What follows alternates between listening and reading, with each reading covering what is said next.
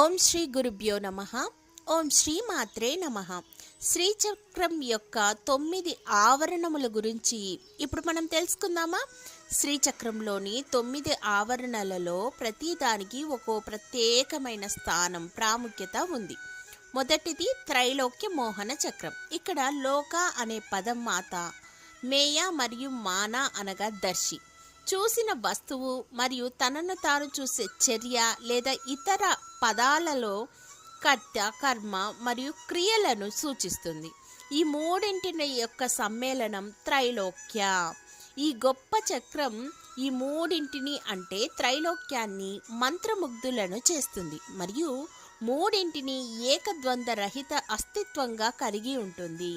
ఇది పూర్తి అద్వైతానికి దారి తీస్తుంది. రెండవది సర్వాశాపరి పూరక చక్రం. ఇక్కడ ఆశ అనే పదం మనస్సు యొక్క తృప్తి చెందని కోరికలను మరియు ఇంద్రియాలను మరింత ఎక్కువగా ద్వంద్వత్వం వైపు నడిపిస్తుంది. ఈ గొప్ప చక్రం తన సాధకుడిని ఎప్పుడు తృప్తిగా అన్నింటినీ నెరవేర్చే శాశ్వతమైన పరబ్రహ్మం లేదా పరమశివునితో ఏకం చేయడం ద్వారా అన్ని కోరికలను మంజూరు చేస్తుంది. ఈ దశ నిజానికి కామకోటి, అన్ని కోరికలను నెరవేర్చుకునే స్థితి లేదా వాస్తవానికి అత్యంత కావలసిన దాన్ని సాధించడం ద్వారా అన్ని కోరికలను అధిగమించడం. ఇది నిజంగా విముక్తి కలిగించే బ్రహ్మజ్ఞానం. ఇక మూడవది సర్వ సంక్షోభన చక్రం. రద్దు సమయంలో పృథ్వీ నుండి శివుడి వరకు అన్ని తత్వాలు ఒకదానినొకటి కరిగిపోతాయి. ఈ గొప్ప చక్రం అన్ని తత్వాలలో ద్వంద్వతను కలిగించే విధ్వంసక ఆందోళనలు అనగా క్షోభను సృష్టిస్తుంది. తద్వారా సాధకంలో ఏదైనా ద్వంద్వతను కరిగిస్తుంది. ఇది సాధకునిలోని ద్వంద్వత్వాన్ని కదిలించి నాశనం చేస్తుంది. 4 సర్వ సౌభాగ్యదాయక చక్రం. సౌభాగ్యం అనేది అందరూ కోరుకునేది. ఈ చక్రం సాధకునికి అత్యంత కావలసిన వస్తువుని ఇస్తుంది. అంటే చాలా గొప్పది అని అర్థం. ఆ గొప్ప పరమేశ్వరుడు లేదా మహాత్రిపుర సుందరి తప్ప మరొకటి కాదు. ఒక సాధకుడు తన ప్రియమైన తల్లిని మించిన గొప్ప అదృష్టాన్ని లేదా భాగ్యము ఏముంటుంది? ఆ విధంగా ఈ చక్రం నిజంగా చింతామణి, కల్పతరువు, కామధేనువు అన్నీ ఒకదానితో ఒకటిగా ఉంచబడ్డాయి. ఇకపోతే 5 సర్వార్థ సాధక చక్రం. అన్ని వైదిక మరియు తాంత్రిక కర్మలు మరియు ఉత్సవాల యొక్క అంతిమ లక్ష్యం పరమశివ ప్రాప్తి. ఈ అంతిమ సౌభాగ్యాన్ని సాధించడానికి వివిధ గ్రంథాలు అనేక పద్ధతులను వివరిస్తాయి. అన్ని నదులు చివరకు మహాసముద్రంలోనే కలిసిన విధంగానే ఈ చట్టబద్ధమైన మార్గాలలో ఏదైనా సాధకుడిని అదే గమ్యస్థానానికి తీసుకువెళ్తుంది. ఈ గొప్ప చక్రం ఈ మార్గాలన్నింటి సిద్ధికి కారణమవుతుంది. లేదా అంటే అది నిస్సందేహంగా పరబ్రహ్మ ప్రాప్తి అయిన చివరి సిద్ధిగా ఇస్తుంది.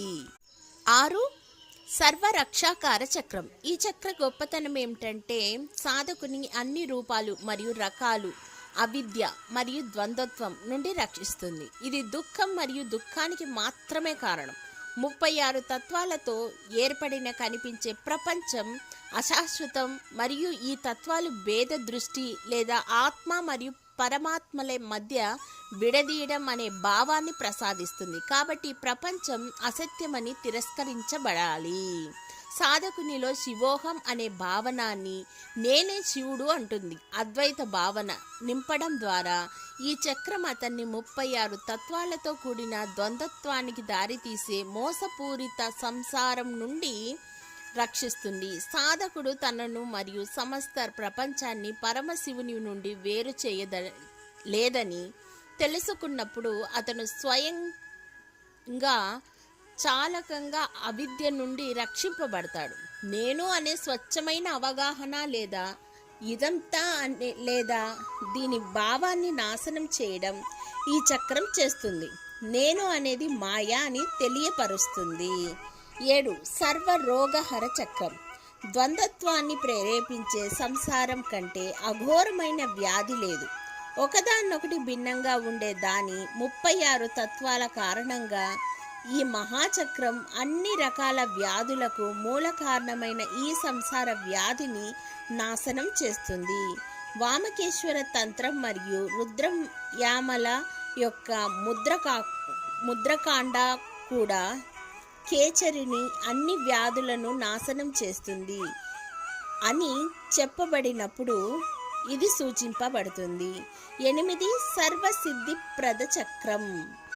యోగిని హృదయ ఈ చక్రం విశ్వాన్ని సృష్టించబడడానికి, నిర్వహించబడడానికి, నాశనం చేయగల సామర్థ్యాన్ని సూచిస్తుందని చెప్పారు. ప్రత్యభిజ్ఞ హృదయ చెప్పినట్టుగా చితిశక్తి విశ్వం యొక్క సిద్ధికి నిజంగా బాధ్యత వహిస్తుంది. ఈ విధంగా త్రికోణం లేదా త్రిభుజం చక్రం సృష్టి, విధ్వంసం మరియు సంరక్షణకు బాధ్యత వహిస్తుంది. అయితే తిరోధన మరియు అనుగ్రహ అనే ఇతర 2 చర్యలు ఈ 3 ద్వారా మాత్రమే సూచించబడతాయి. శివుడు మరియు శక్తి యొక్క సంపూర్ణ సామరస్య స్థితి సర్వ ఆనందమయ చక్రంలో ఉంటుంది. కాబట్టి ఈ చక్రం శాశ్వతమైన అపరిమితమైన ఆనందం యొక్క వ్యక్తిత్వం. ఇది సాధకునికి బ్రహ్మానందాన్ని ప్రసాదిస్తుంది. మొత్తం శ్రీచక్రం పరబ్రహ్మమైన తల్లి రూపమే. ఓం శ్రీ మాత్రే నమః.